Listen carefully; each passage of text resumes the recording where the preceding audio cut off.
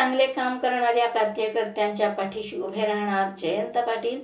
सांगलीवाडीमध्ये जयंत जनसेवा जनतेच्या कार्यालयाचे उद्घाटन।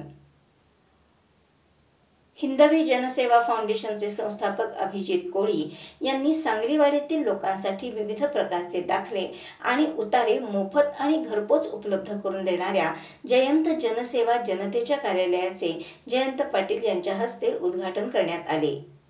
राष्ट्रवादीचे शहर जिल्हाध्यक्ष संजय बजाज यांच्या अध्यक्षतेखाली झालेल्या कार्यक्रमाला माजी महापौर बैनुद्दीन बागवान, माजी स्थायी सभापती हरिदास पाटील, राहुल पवार, सचिन जगदाळे यांची प्रमुख उपस्थिती होती।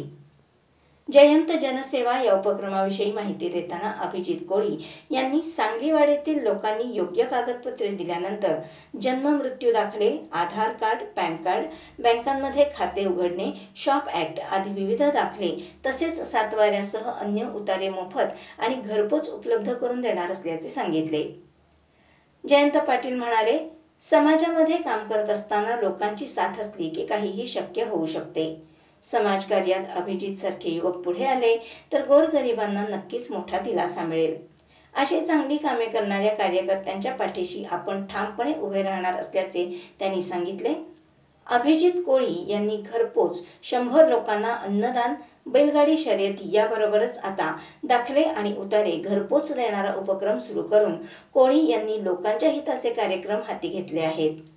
सामाजिक कार्यातून ते पुढे येत असून त्यांनी सुरू केलेला मोफत दाखले आणि उतारे घरपोच देण्याचा उपक्रम यापुढे सर्व नगरसेवकांना त्यांच्या प्रभागात सुरू करावा असे वाटेल, असे मत त्यावेळी त्यांनी व्यक्त केले।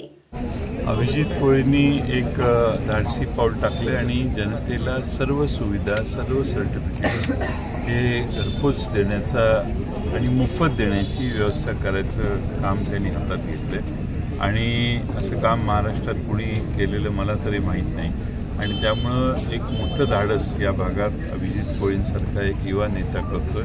त्याला शुभेच्छा आज आम्ही सगळ्यांनी दिल्या आणि या ठिकाणी हे जे जयंत जनसेवा केंद्र त्यांनी उभं केलेलं आहे त्यातून या भागातल्या जनतेची प्रचंड सेवा होईल असा मला विश्वास आहे। अभिजित कोळींनाही शुभेच्छा। या भागात अभिजितच्या बरोबर काम करणारे युवकांनी प्रचंड मेहनत करायचं आतापर्यंत अनुभव त्यांनी दिलेला आहे लोकांना। इथून पुढेही लोकांची सेवा करण्यासाठी ते पुढाकार घेत आहेत।